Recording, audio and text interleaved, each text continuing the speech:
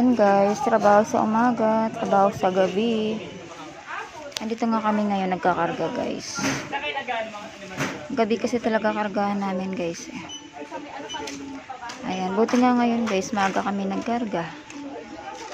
Kasi nung mga nakaraan talagang naabot kami ng 1, 2 AM. Nakakauwi kami mga 3 AM na. Ayan, puyat na yun. Tapos ang gising pa namin ang gising pa namin nun guys mga 8 or 9. Puyat na talaga. And then biyahe na ulit. Ayan, eto medyo maaga. Kaya maaga kami makakauwi. Kahit mga 12 or 1 pwede na yan. Ayan guys.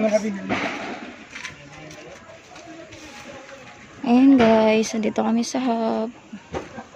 Cargo time. Cargo time, ayan. Mga L3, may SUV. Ayan guys, tulad namin, SUV lang kami. Ayan, kaya pag hindi ka siya, top load. Top load, pag di ka siya, hindi ka tulad nito guys, L3. Ayan, talagang ayan.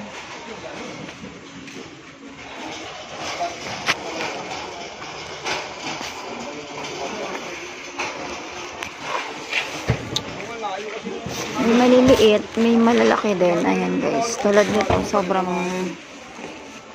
ayan. Malaki din yan. Lalo na to guys, ang laki.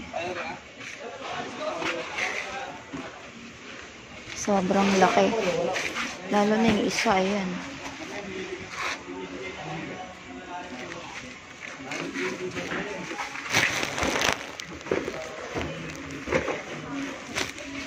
Ayan.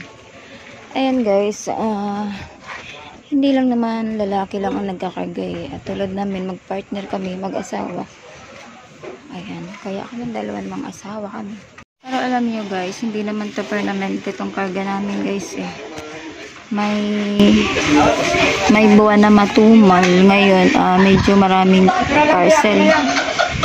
Sobrang lalaki ng aming pangarga. Ayan, sobrang lalaki.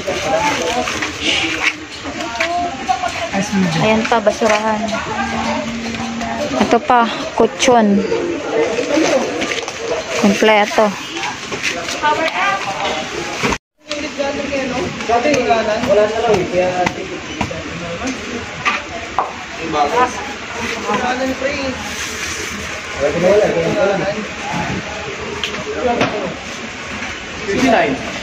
aming parcel guys, hindi maubos-ubos guys, minsan talaga wala, kaya samantalahin na natin habang maraming